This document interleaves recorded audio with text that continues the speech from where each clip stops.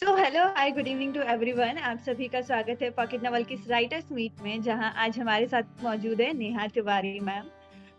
Ma'am, आपका स्वागत है इस राइटर्स मीट में। Thank you.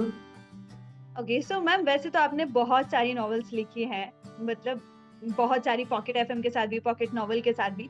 लेकिन फिलहाल अगर हम बात करें तो कोहिनूर जो आपकी नॉवल है बहुत अच्छा परफॉर्म कर रही है पॉकेट नॉवल पर, और मतलब सभी को बहुत ज्यादा पसंद आ रही है।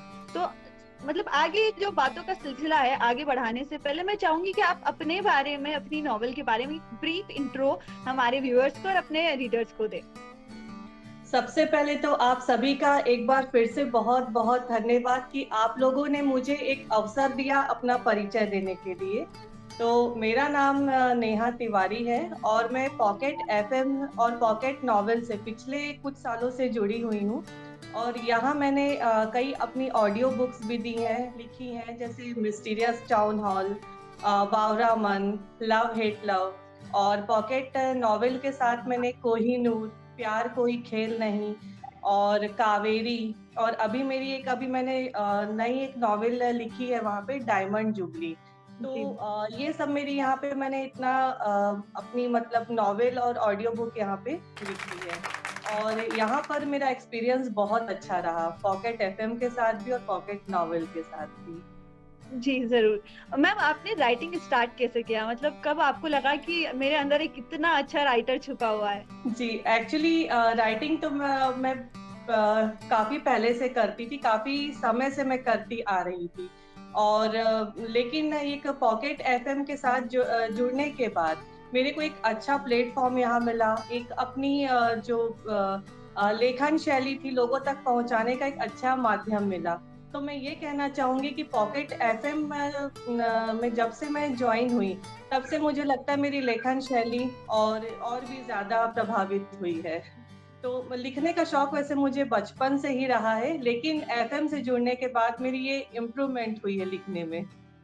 ओके, तो आप पहले, जैसा कि आपने बताया, आप पहले लिखते थे, तो वो भी इस तरह लॉन्ग टर्म लिखते थे या फिर शॉर्ट स्टोरीज़, और फिर सडनली जब आपने नॉवल देखा, ये पॉकेट एफएम देखा, तो आपने लॉन्ग टर्म लिखना चालू कर दिया? जी, पहले ऐसा होता था कि शॉर्ट स्टोरीज़ या कविता इस टाइप से मैं लिखा करती थी। लेकिन जब से मैं इनके मतलब पॉकेट एफएम और इसके संपर्क में आई, तब से मैंने फिर इसे लॉन्ग टर्म लिखना सीखा। और मुझे यहाँ पे ना एक ट्रेनिंग भी दी गई कि आप ऐसा लिख सकते हैं, आप स्टोरी को इस तरीके से इंटरेस्टिंग बना सकते हैं। यहाँ पे मुझे काफ़ी कुछ सीखने को मिला।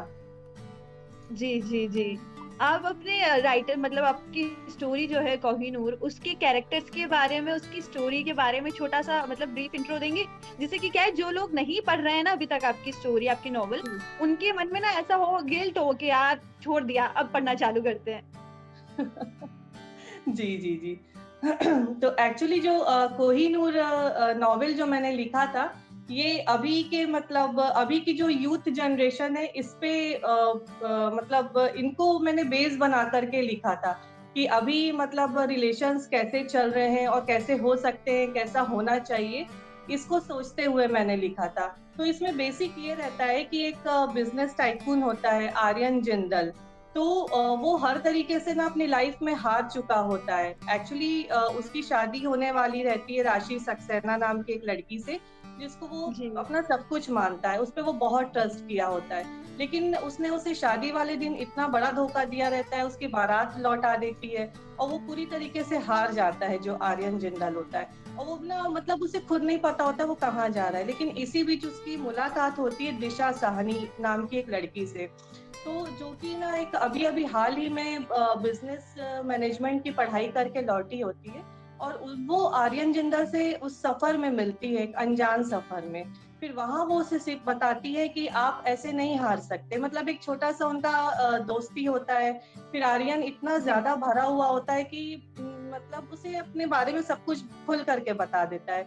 तब फिर दिशा साहनी से मिलने के बाद उसके लाइफ में एक अच्छा मोड़ आता है।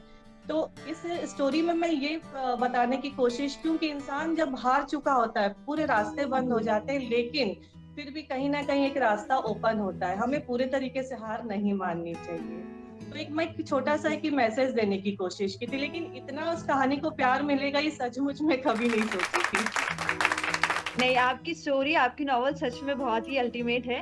एक एक मेरी क्यूरियोसिटी है बहुत ज़्यादा, मतलब आगे लोगों को पास ऑन करने से पहले मैं चाहूँगी आपसे वो पूछना कि आपने इतना कुछ लिखा है, लेकिन होता है ना एक कनेक्शन जो होता है, एक जो अपनापन होता है, अपनी कौन-सी नॉवल आपकी फ़ेवरेट है मतलब अब तक लिखी हुई? मेरी सच बताऊँ तो सबसे अच्छी मेरे को कोहिनूर नॉवेल ही लगती है। सो मैम, मेरी तो क्यूरियोसिटी का कोई एंड है नहीं, बहुत सी बातचीत मुझे करनी है, लेकिन यहाँ पर सभी आपसे बात करने के लिए काफ़ी एक्साइटेड हैं। सो मैं नेक्स्ट रेशमा जी से कहना चाहूँगी कि आप बातचीत का सिलसिला आगे बढ़ाएँ। Hello ma'am. हेलो मैम, बहुत खुशी हुई। मैम, जब कोहिनूर के बारे में बात निकलती है तो डेफिनेटली आर्यन जिंदाल एक बिजनेस टाइकून, ये कैरेक्टर आपने कैसे सोचा या इस कैरेक्टर को आपने कैसे डेवलप किया, इसके बारे में हमारे दर्शकों को प्लीज जरा बताइए। जी, एक्चुअली मैम ऐसा हुआ था कि मैं मतलब अपने आसपास कुछ अभी पिछले 2 सालों से जो पैंडेमिक की वजह से काफी निराशा फैली हुई थी हमारे आसपास। तो उसी बीच मैंने मतलब मेरी मुलाकात हुई थी किसी से जो मतलब अर्श से फर्श तक पहुंच चुके थे, लेकिन उसके बाद भी वो इतने ज्यादा मतलब कहना चाहिए सकारात्मक विचार थे उनके, और आज की डेट में वो जो उन्होंने जो कुछ भी खोया था उनको वापस भी मिल चुका। तो कहीं ना कहीं मैं उनसे उनकी मतलब इस चीज से मैं बहुत ज्यादा इन्फ्लुएंस थी कि मतलब देखिए इंसान अपना सब कुछ खो बैठा है इतने बड़ी पैंडेमिक में, लेकिन उसके बाद भी उसने अपनी खुशी नहीं खोने दी है, अपने आप को ना मतलब उसने मतलब पॉजिटिव रखा हुआ है। तो ये चीज मुझे उनकी बहुत अच्छी लगी थी। तो कहीं ना कहीं जब मैं ये कहानी लिखने बैठी तो मैंने सोचा था कि इनका जो कैरेक्टर है ना मैं मतलब थोड़ा सा मॉडिफाई करके अपनी स्टोरी में जरूर डालूंगी। तो मेरे को एक मतलब ऐसा इंसान से मेरी मुलाकात हुई थी मैम, तो बस मुझे वो कैरेक्टर का आइडिया बस वहीं से आया था।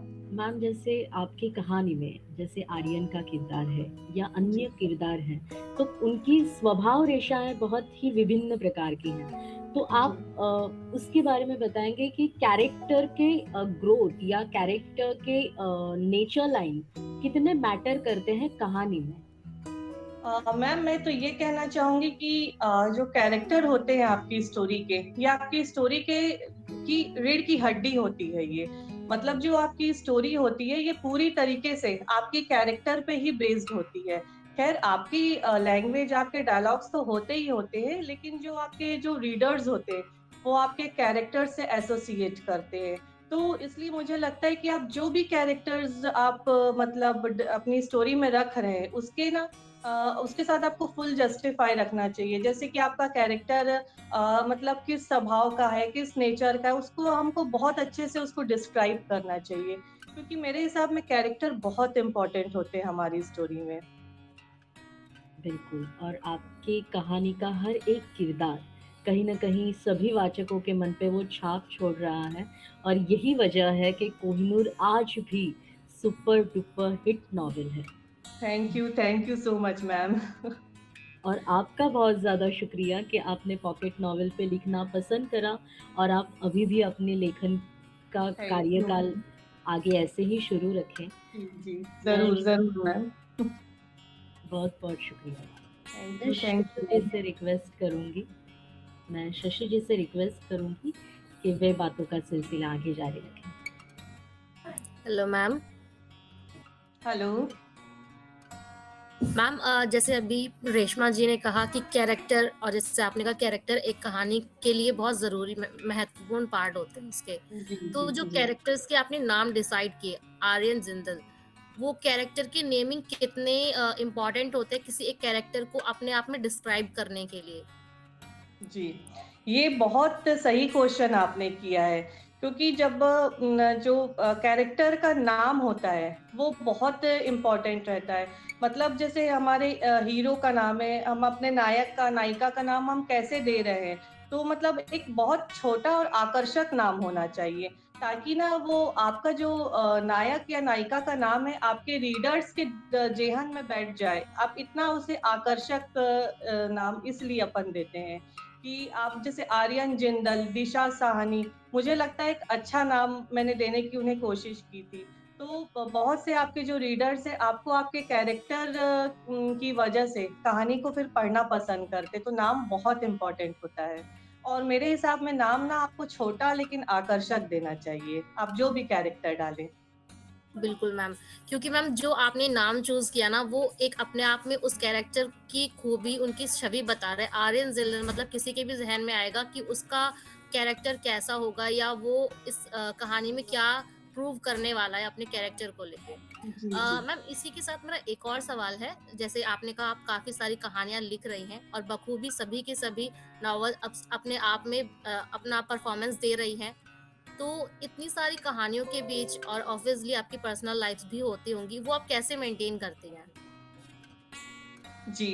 एक्चुअली शशि, जो लिखना है ये मेरा हमेशा से शौक रहा है। और जब कोई आपका शौक रहता है तो आप उसके लिए ना जैसे भी आप मतलब मैनेज कर ही लेती हैं। और वो जो शौक रहता है ना आपको एक रिफ्रेशमेंट करता है। जैसे किसी का शौक होता है डांस करना, सिंगिंग करना, तो बस मेरा शौक होता है लिखना। तो मेरे को लिखने के लिए मेरे को ऐसा लगता है कि मेरे को समय निकालने की ज़रूरत नहीं पड़ती, समय मुझे खुद मिल जाता है। क्योंकि मुझे इसका शौक है। बिल्कुल मैम, बहुत-बहुत शुक्रिया। मैं नितेश जी से कहना चाहूँगी उनके कुछ सवालों को। Thank you Shashi, hello. आपने सवाल का रुख मेरे तरफ किया। और पहले तो मैं भाग्यशाली हूँ कि मुझे इतनी अच्छी राइटर से कुछ संवाद करने का मौका मिला।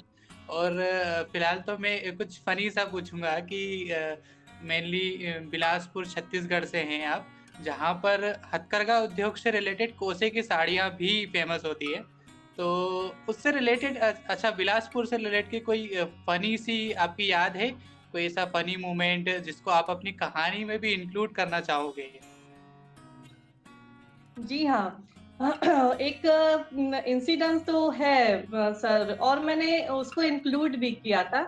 एक्चुअली हमारे बिलासपुर में एक बहुत अच्छे पॉलिटिशियन हुए थे किसी समय में, अब उनका मैं नाम ओपनली नहीं ले सकती। थोड़ा उनको सुनने में प्रॉब्लम थी उन्हें। मतलब बंदा कुछ कहता था लेकिन वो सर कुछ और सुनते थे और कुछ समझ के कुछ और रिप्लाई देते थे। तो उनका जो कैरेक्टर है मैंने अपनी audio book love hit love उसमें मैंने मतलब डाला था। तो वो बहुत एक मतलब फन क्रिएट हुआ था, एक जो स्टोरी को एक नया मोड़ मिला था। तो ऐसा इंसिडेंस मेरे साथ हुआ है। जी, थैंक यू मैम, आपने वो इतना फ़नी मोमेंट हमारे साथ शेयर किया। और मेरी आपसे जितना संवाद हुआ, अभी मैंने सुना सबका संवाद, तो चंद लाइनें मैं आपको डेडिकेट करूँगा। तो लाइनें ये हैं कि एक भारत भूमि जो होती है, उसको हम कैसे डेडिकेट करेंगे, एक भारत भूमि को कैसे कहेंगे कि यह भारतीय है, कि मैं हूँ वही जो सवेरे अंजुलि में जल भरकर सूर्य को साधता हूँ, मैं हूँ वही जो अंधकार में ज्ञान बांटता हूँ, मैं विश्व मंचन की शिलाओं में सोलो साध रखता हूँ, मैं हूँ वही जो शून्य में भी शून्य रचता हूँ।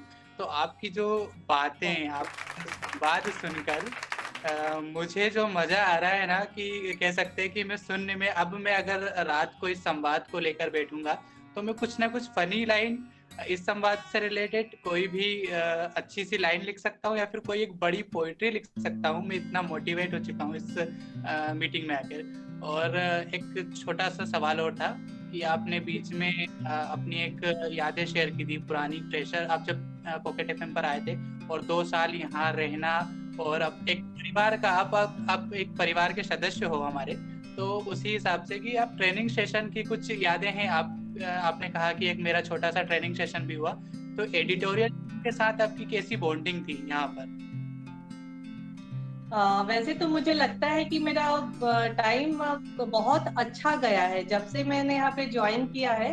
तो मैं यहाँ पे तो सबसे पहले एज ए स्टूडेंट यहाँ पे जुड़ी थी, और सबसे पहले मुझे ट्रेनिंग मिली थी सिमरन मैम से।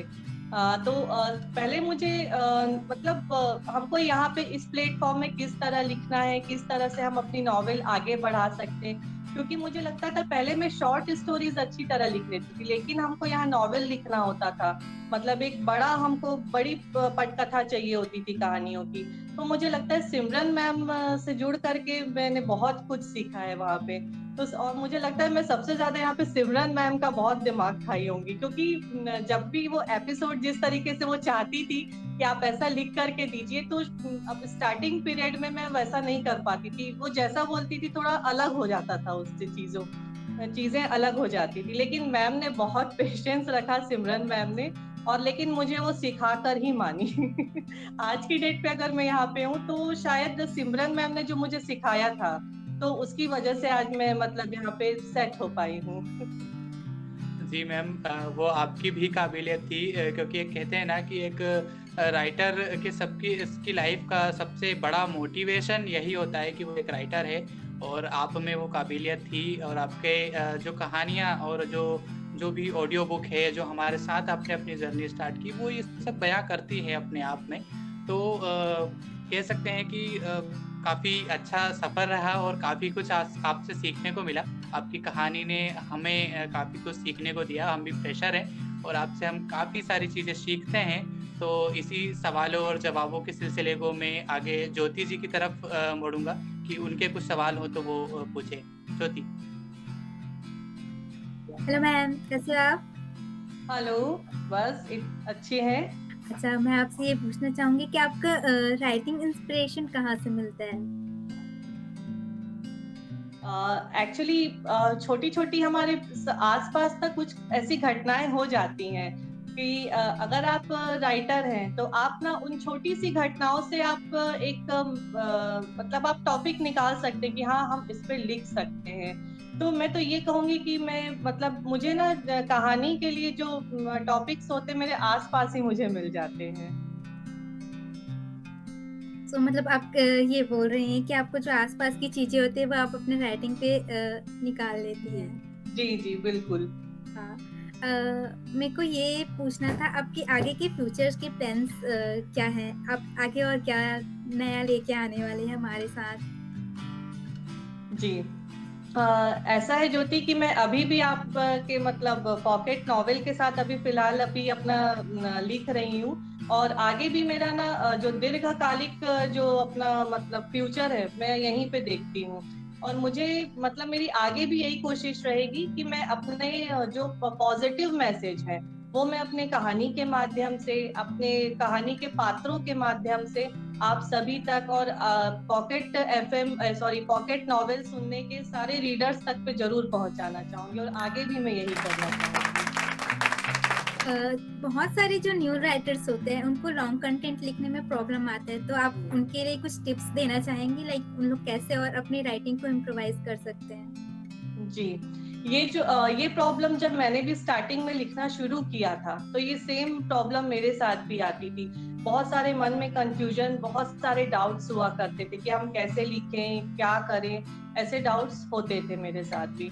लेकिन धीरे धीरे जब लिखते लिखते ये समझ में आया कि सबसे पहले तो हमको हमारे भाव होने चाहिए कि आप कहानी जब आप लिख रहे हैं तो आपके भाव कैसे हैं, मतलब आप किस भाव से उस कहानी को लिख रहे हैं। और उसके अलावा आपके पास शब्द संग्रह बहुत सही होने चाहिए कि आपके जो शब्दों की जो मतलब आप चूज कर रहे हैं, जिसका प्रयोग कर रहे हैं, आप शब्द कैसे रख रहे हैं। और ये सब जो है ना, ये आपकी स्टोरी को बहुत ज्यादा इंटरेस्टिंग बनाने में हेल्प करता है। फिर उसके अलावा आपके जो संवाद होते हैं, डायलॉग्स होते हैं, वो इम्पोर्टेंट होते हैं। इसका जो न्यू राइटर्स होते हैं इसका खास ख्याल रखना चाहिए।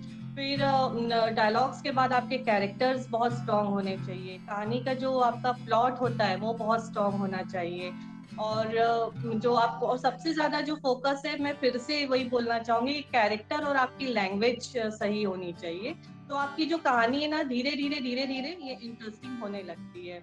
और उसके अलावा मैं अगर न्यू राइटर्स को कहना चाहूंगी तो आप जब भी अपने एपिसोड्स फिनिश करते हैं तो एक अच्छे इंटरेस्टिंग हुक पे आप फिनिश कीजिए, ताकि आपके जो रीडर्स हैं, अगर आपके एपिसोड 11 पढ़ें तो वो 12 में भी जाएं, फिर 13 में जाएं, ऐसे करते करते आपके रीडर्स बढ़ते जाएं।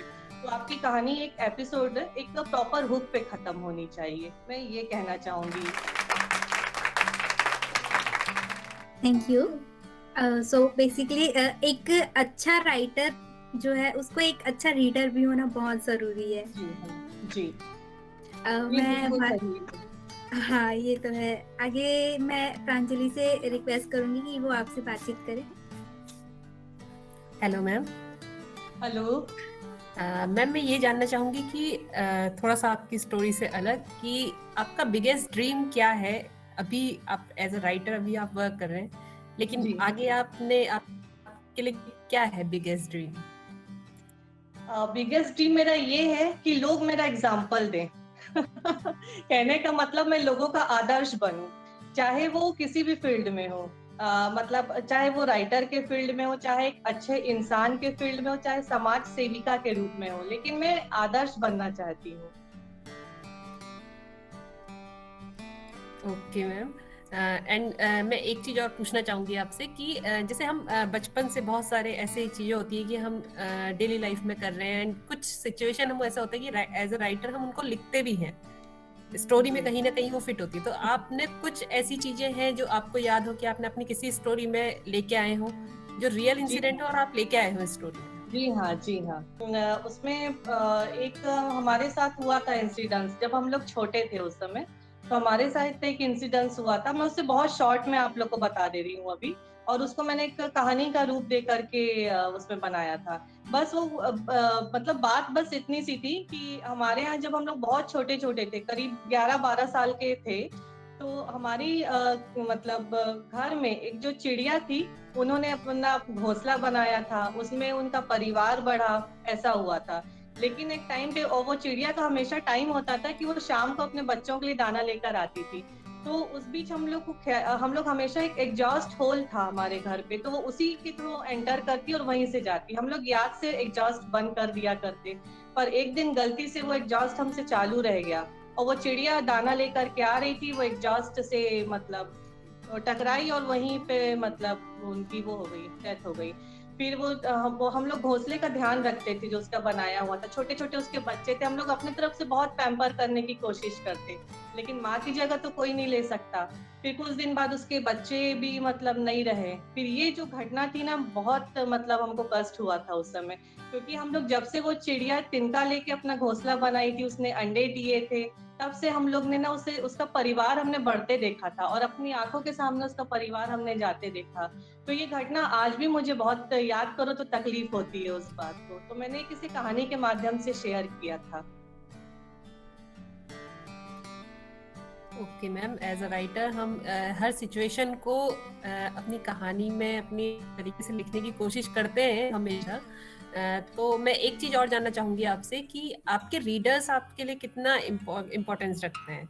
जी, ये भी बहुत अच्छा आपने प्रश्न किया। रीडर्स बहुत इम्पोर्टेंट होते हैं, और मैं ये आप मतलब मैसेज देना चाहूंगी कि जब हम कोई भी नॉवेल या ऑडियो हम जब भी लिखते हैं, तो हमको ना अपने रीडर्स के कमेंट जरूर पढ़ना चाहिए, उनके व्यूज जरूर देखना चाहिए, क्योंकि जाने अनजाने वो लोग ना आपको आपके नॉवेल्स या आपके लेखन के बारे में आपको गाइड भी कर देते हैं। लाइक ऐसे कि मैम अब यहाँ पे कैरेक्टर को ऐसा हो जाना चाहिए, अब आप लोग प्लीज ऐसा कर दीजिए। तो वो लोग कई बार बहुत सही गाइड भी करते हैं।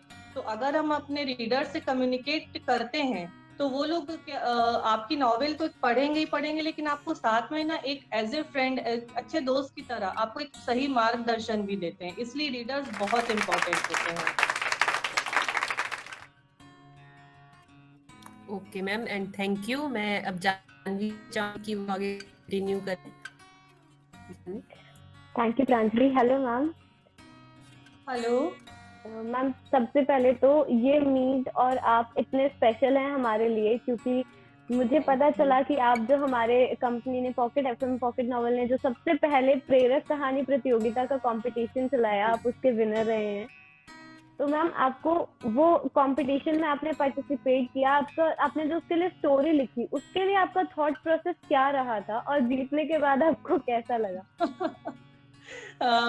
जब प्रेरक कहानी का आपने कंपटीशन चलाया था, तो उस समय मैं बिल्कुल फ्रेशर थी। मतलब मैं उस समय आपके प्लेटफॉर्म से बहुत अच्छी तरह से परिचित नहीं थी, लेकिन फिर भी प्रेरक कहानी जैसे ही मैंने देखा, तो मुझे ऐसा लगा कि नहीं, यहाँ पे कुछ अच्छा आप लिख सकते हैं।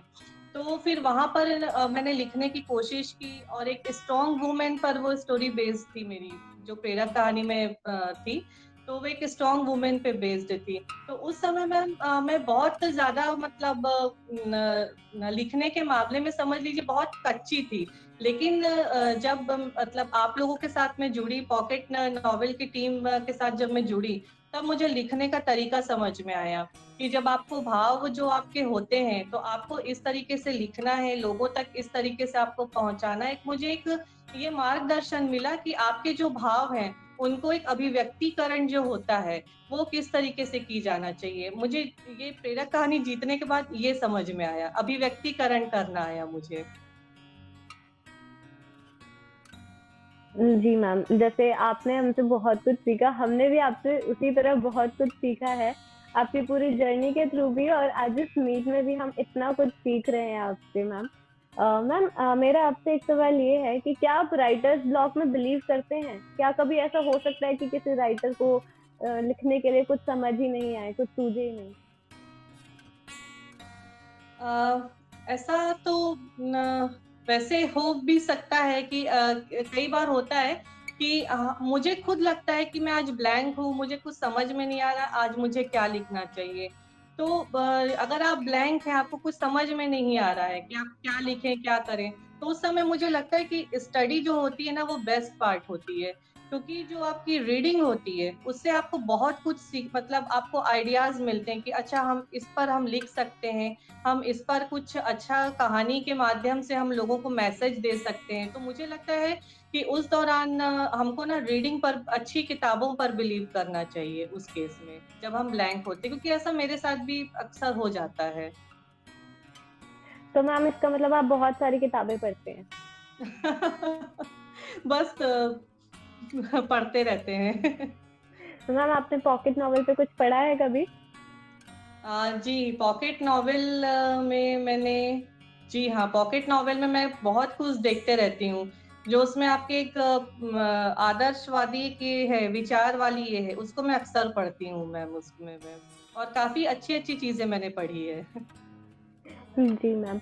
मैम, एक क्वेश्चन मेरा आपसे ये है कि आपने जैसे जब आपकी ज्योति जी से बात हो रही थी, आपने एक ये पॉइंट कहा कि जो आप स्टोरी में हुक होते हैं, जो क्लिफ हैंगर होते हैं, वो बनाएं, उससे इंटरेस्ट रीडर्स का और बनता है। तो मैम आप ऐसे कोई टिप्स देना चाहेंगे जो क्लिफ हैंगर्स बनाने के लिए या हुक के लिए, न्यू राइटर्स के लिए आप कोई टिप्स देना चाहेंगे? जी, मैं ये कहना चाहूँगी कि जब हम हुक बनाते हैं, तो जैसे मान लीजिए हमने कोई स्टोरी जैसे दिशा और आर्यन की बात करती हूँ।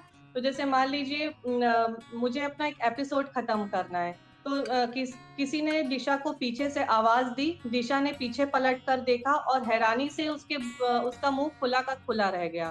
तो बस फिर उसके आगे बस मैं यहाँ पे मतलब अपना एपिसोड स्टॉप कर देती हूँ। ये नहीं आपको शो करती कि उसके मतलब किसको देख के दिशा हैरान रह गई, ताकि आपके जो रीडर्स हैं आपके अगले एपिसोड तक पहुंचे कि वो कौन शख्स आया था जिसे देखकर दिशा हैरान हो गई। तो मेरा कहने का मतलब है कि एक जहां आपको लगे ना कि हाँ यहाँ हमको हुक खत्म कर, मतलब यहाँ पे हमको स्टॉप कर देनी चाहिए स्टोरी, ताकि लोगों में उत्सुकता बनी रहे। तो जिस भी पॉइंट पर आपको लगे तो आपको वो पॉइंट वहीं एंड कर देना चाहिए, वही आपका एक अच्छा हुक बन सकता है। जी मैम। मैम एक क्वेश्चन मेरा आपसे और है, जैसे आपने बताया कि कोहिनूर आपकी फेवरेट कहानी है अब तक की जो आपने लिखी है। जी, तो मैम आपका कोई ऐसा कैरेक्टर है जो आपका फेवरेट हो, जिसके बारे में आप एक अलग से कहानी लिखना चाहेंगी?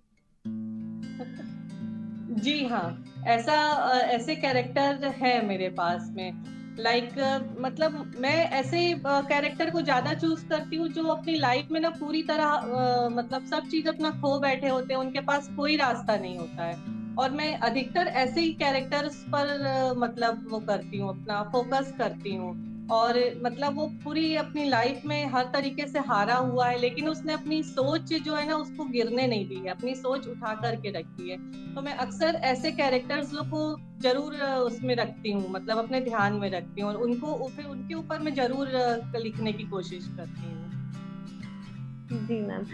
मैम आपसे क्वेश्चंस तो और भी हैं, बट मैं चाहूंगी कि पहले पूजा आपसे बात करें और इस सिलसिले को आगे बढ़ाएं। पूजा, आप प्लीज अपने क्वेश्चंस पूछ लीजिए। हाय नेहा जी। हाय पूजा। आपने बताया कि आप चाहती हैं कि लोग आपको आदर्श के रूप में याद रखें, एक अच्छी राइटर या फिर एक अच्छी इंसान या एक अच्छी समाज सेविका। तो जी समाज सेविका क्यों आप कुछ करती हैं या समाज सेविका आप हैं? जी एक्चुअली मैं लॉयनेस क्लब से जुड़ी हुई हूँ और यहाँ पर हमारे लेडीज लोग का एक ग्रुप होता है। तो उसमें हम समय समय पर जब हमको ऐसा लगता है कि अब हमको आगे बढ़ने की और आगे समाज के लिए कुछ करने की जरूरत है, तो मैं निश्चित तौर से अपने मतलब जीवन का कुछ पल वहाँ पे जरूर देती हूँ लोगों के लिए। चाहे वो आपका मतलब एजुकेशन से रिलेटेड हो या जिस भी चीज से रिलेटेड हो, तो मैं वहां पे एक छोटा सा पार्ट है मेरी लाइफ का, लेकिन है समाज सेविका के रूप में। और हो सकता है भविष्य में ये चीजें जब मैं अपनी जिम्मेदारियों से मुक्त हो जाऊं तो ये चीजें मेरी और आगे भी जाए। मतलब आप राइटिंग के अलावा खुद की पर्सनल लाइफ को भी मैनेज करती हैं और फिर सोशल काम में भी हिस्सा लेती है। बहुत ही अप्रिशिएट है, बहुत ज़्यादा। अच्छा, मैं आपसे ये पूछना चाहूँगी कि आपकी जो स्टोरी है कोहिनूर है, कोहिनूर ठीक है, उसमें ऐसी 3 कौन सी खास बातें हैं जो उस कहानी को सुपर हिट बनाती है? मुझे लगता है पूजा की जैसे मैंने पहले ही कहा था कि आपकी कहानी के भाव होने चाहिए, तो मुझे लगता है कि मेरे जो उसके जो भाव थे जो मैं लिखना चाहती थी वो सबसे मतलब मुझे लगता है वो भाव थे। और दूसरा मुझे लगता है कि जो उसके अगेन कैरेक्टर्स थे, कि जो कैरेक्टर्स थे वो शायद मुझे लगता है कि काफी स्ट्रॉन्ग बनाने की कोशिश की, तो एक कैरेक्टर की वजह से भी वो कहानी का मैं कह सकती हूँ कि अच्छी लोगों ने पसंद की। और तीसरा यदि मैं कहना चाहूँ तो मुझे लगता है मैंने डायलॉग्स भी उसमें मैं जितने अच्छा करने की कोशिश कर सकती थी मैंने डायलॉग्स भी उसमें डाले हैं। तो ये 3 चीजें जो है मुझे लगता है कि कोहिनूर को मतलब यहाँ तक लेकर आने में कामयाब रही है। एक्चुअली मैम मुझे ना बहुत इंटरेस्ट आ रहा था आपसे ये पूछने का, मैं चाह रही थी दिल से कि अपार्ट फ्रॉम राइटिंग आप क्या क्या शौक रखते हो, मतलब हॉबीज वगैरह और जो चीजें हैं। राइटिंग के अलावा तो मेरी जो हॉबीज है बस एक ये रहती है कि जो साधारण सबकी रहती है कि मुझे गार्डनिंग का शौक है, मुझे मूवी देखने का बहुत ज्यादा शौक है और बचपन से रहा है, मैं बहुत मूवीज देखती हूँ। और उसके अलावा मुझे घूमने फिरने का भी बहुत शौक है, कुकिंग का भी बहुत शौक है। ओके, तो आपके राइटिंग के अलावा भी, मतलब मुझे लगा नहीं था जिस हिसाब से आप लिख रहे हैं लगातार इतना अच्छा और इतना सारा, मुझे नहीं लगा था आपको बाकी हॉबीज भी पूरा करने का टाइम मिलता होगा। ओके, एक और चीज मैं आपसे जानना चाहती थी कि आप जैसा आपने बताया कि आप एक गृहिणी है और इसके अलावा आप समाज सेवा में भी अपना इनपुट देती हैं, तो आपको फैमिली सपोर्ट मतलब किस तरह का मिलता है? घर पर सब किस तरह से आपको सपोर्ट करते हैं आपकी राइटिंग को लेकर के, आपके प्रोफेशन और आपकी इंटरेस्ट को लेकर के? एक्चुअली मेरे को मेरे जो हस्बैंड से बहुत ज्यादा मुझे कॉर्पोरेट बहुत ज्यादा मिलता है। मेरे हस्बैंड जो है ना, उनका सीधे ये रहता है कि आप हमारे लिए, हमारे फैमिली के लिए बहुत इम्पोर्टेंट हो, तो आप सबसे पहले आप अपने आप को खुश रखो, आप वो काम करो जिसमें आपको खुशी मिलती है। उनका सीधे से ये रहता है और उसके लिए वो मुझे ना बहुत इनकरेज करते हैं। जैसे राइटिंग में एक टाइम ऐसा भी आया था कि किसी रीजन से मुझे लग रहा था कि मुझे अब राइटिंग के अलावा और दूसरी चीजों में आगे, जैसे समाज सेवा या और दूसरी जगह भी जाना चाहिए। तब उस समय मेरे हस्बैंड ने मुझे कहा था कि नहीं, आपको राइटिंग में मतलब आगे बढ़ना चाहिए और आप निश्चित तौर पे यहाँ पे आगे बढ़ेंगे। और हर चीज में मतलब मुझे मेरे हस्बैंड का बहुत ज्यादा कोऑपरेट रहा है। तो मैं यही कहना चाहूंगी कि आज जो कुछ भी मैं अपने फैमिली के अलावा जो कुछ भी मैं अपनी हॉबीज पूरी कर पाती हूँ, तो सिर्फ उसकी वजह मेरे हस्बैंड है। Very inspirational. एक और चीज है जो मैं आपसे जानना चाहती हूँ कि जैसा कि आपने बताया आप पहले शॉर्ट टर्म लिखते थे, पोएम्स वगैरह लिखते थे, तो कोई पोएम है आप हमारे साथ शेयर करना चाहे? मतलब यहाँ पे बहुत से लोग हैं, सभी को बहुत अच्छा लगेगा सुन के। जी ऐसी एक पोएम है, मैं सुनाना चाहूंगी आप लोगों को। प्लीज। जी हम आपकी आस में खुद को भुलाए बैठे हैं, हम आपकी आस में खुद को भुलाए बैठे हैं, न जाने ऐसे कौन से वो पल थे जिसमें आपको हम अपना बनाए बैठे हैं। अब तो कोई पूछता है हमसे हमारा पता, तो बस अब हम तो यही कह पाते हैं कि हम तो सिर्फ आपके दिल में रहते हैं। वाह वाह, क्या बात है। बहुत बढ़िया मैम, बहुत बढ़िया। Very good. मेरे पास तो और भी बहुत ज्यादा बातें आपसे करने के लिए मैम, लेकिन फिलहाल मैं नीतीश जी को चाहूंगी कि वो आपसे बातचीत का सिलसिला आगे बढ़ाएं। या बहुत बहुत धन्यवाद निकिता। ये बातों का सिलसिला आपने मेरे तरफ किया, और नेहा जी की एक अभी उन्होंने एक कविता हमसे शेयर की कि हम आपके दिल में रहते हैं, तो उसी से रिलेट करके मैं अपनी एक मंडली के सदस्य हैं हमारे राइटर कम्युनिटी के, शशांक शर्मा जी, जो प्रोफेसर हैं, हमारे आर्मी के जवानों को पढ़ाते हैं महू में। तो उनकी एक प्यारी सी एक छोटी सी लाइन थी कि किसी की यादों में रोना, किसी की यादों में रोना, फिर उसे लफ्जों में पिरोना, स्याह रातों में ना सोना, बहुत मुश्किल होता है किसी के लिए कवि, शायर या साहित्यकार होना। तो ये आप पर ये लाइन सार्थक होती है।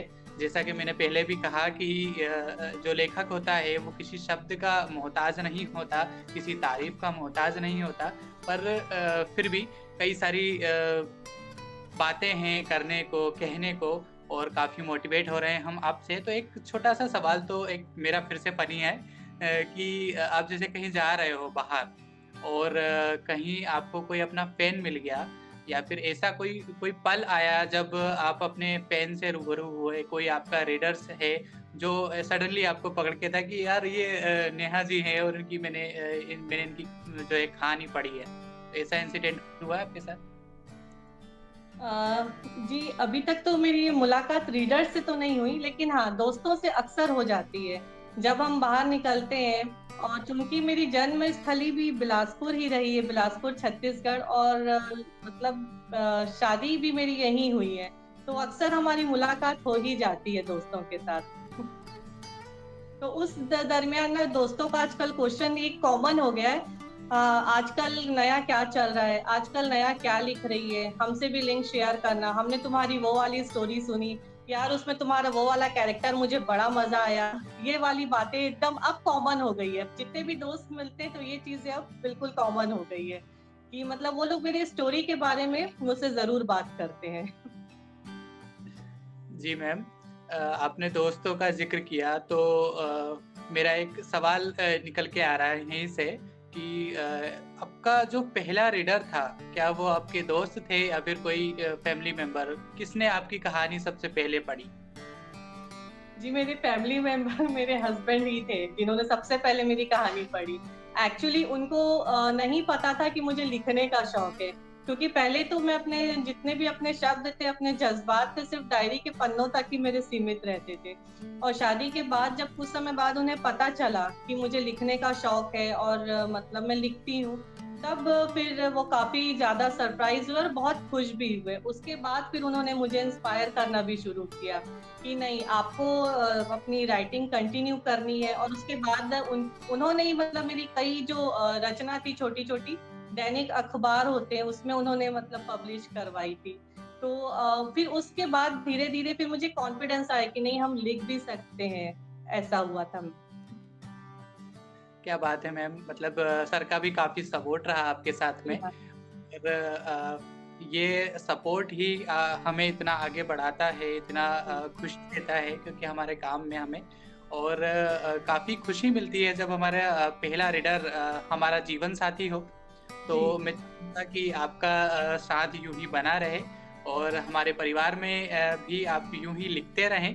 और एक था मेरा सवाल कि लिखने के लिए आप किन किताबों का यूज़ करते हो? मेनली कोई किताब है जहाँ पर पढ़ते हो आप कि यार इससे पढ़ के मुझे कुछ आइडिया मिल जाए? सर, मुझे लगता है कि मैं जो मतलब हम जो जैसे फेसबुक चलाते हैं या फिर हम जो दैनिक अखबार हमारे पास होते हैं, तो मुझे लगता है कि ना मुझे उससे ज्यादा मतलब समझ में आता है कि आजकल ये चल रहा है, हम इस तरीके का लिख सकते हैं। तो मुझे लगता है कि जो ये न्यूज़पेपर से मुझे लगता है मुझे ज्यादा आइडियाज मिलते हैं। कि जैसे कई बार मैंने पढ़ा है उसमें कि बच्चे जो है आजकल बहुत ज्यादा निराशावादी सोच वाले हो गए हैं। तो मतलब उनको आशावादी होना चाहिए। तो इस तब से मुझे समझ में आया कि अब हमारे समाज में निगेटिविटी धीरे धीरे बढ़ रही है, तो ये पॉजिटिविटी होनी चाहिए। तो मुझे सबसे बड़ा ये अपने डेली न्यूज़पेपर से ही मुझे समझ में आता है कि हमारे अभी समाज में ये चल रहा है करके, और लिखने का टॉपिक भी मुझे वहीं से मिलता है। क्या बात है मैम।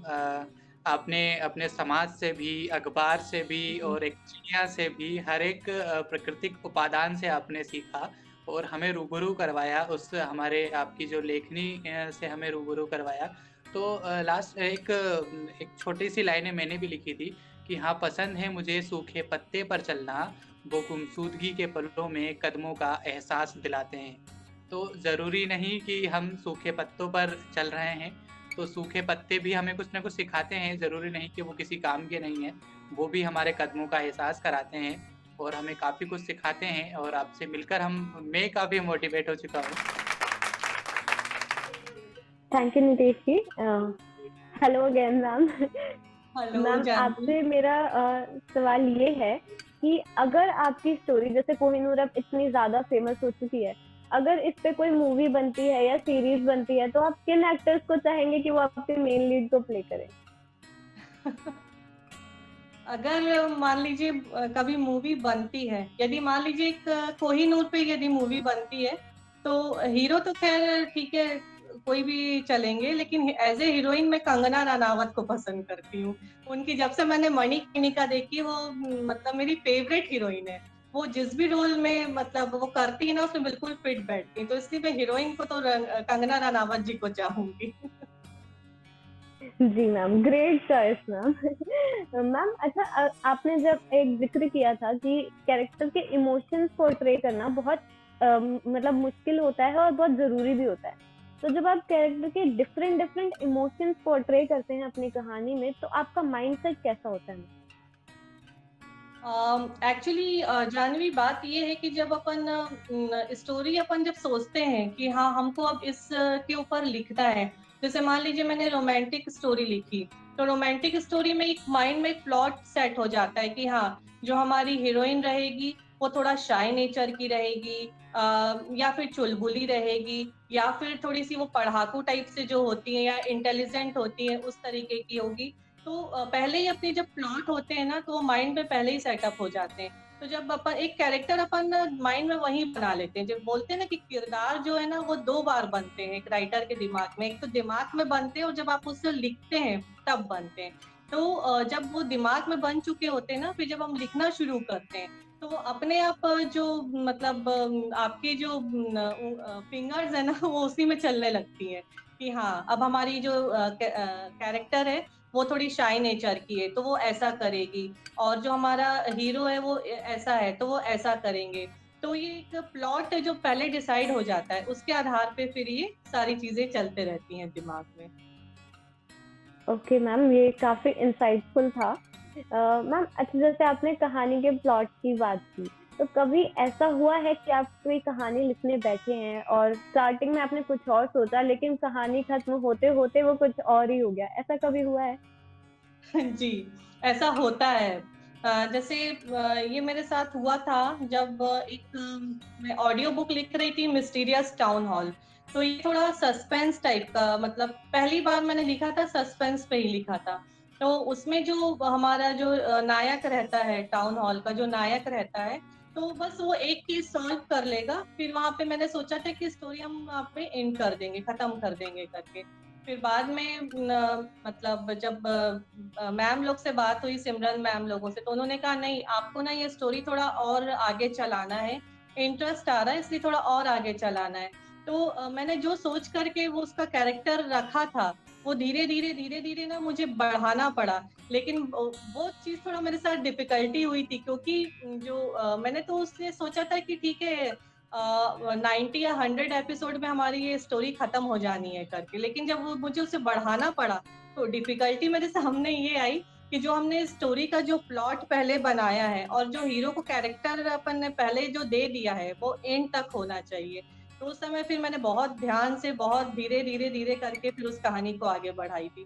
तो ऐसा एक बार मेरे साथ हुआ है मिस्टीरियस टाउन हॉल के समय।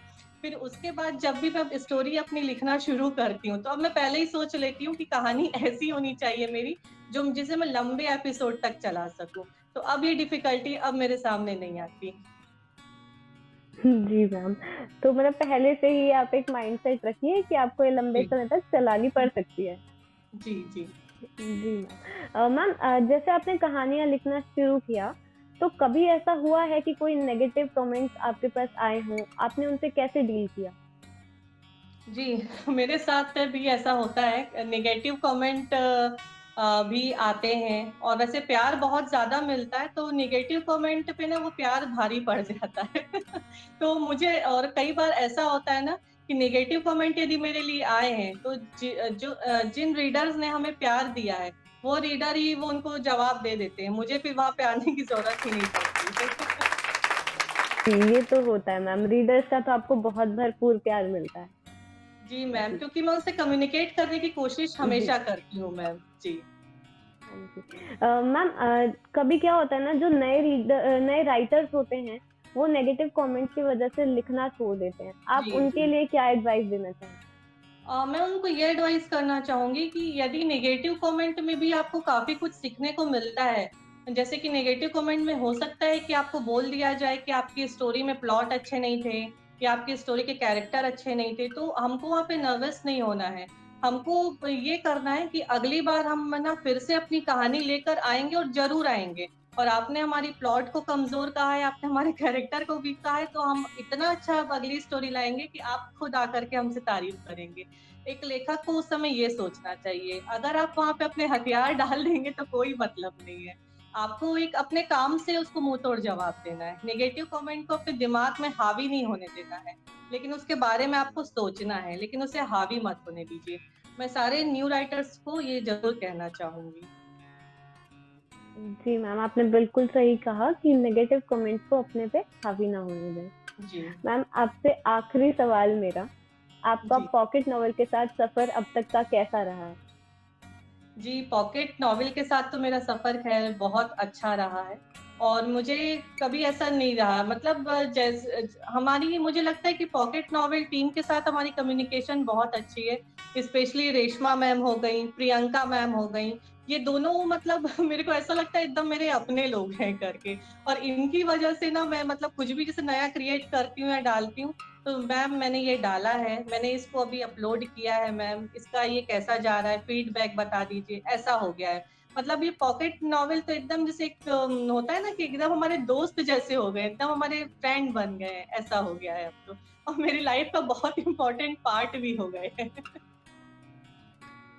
जी मैम, जब इतने लंबे समय तक किसी के साथ काम करते हैं, तो वो फैमिली से कम नहीं रहता है फिर। जी।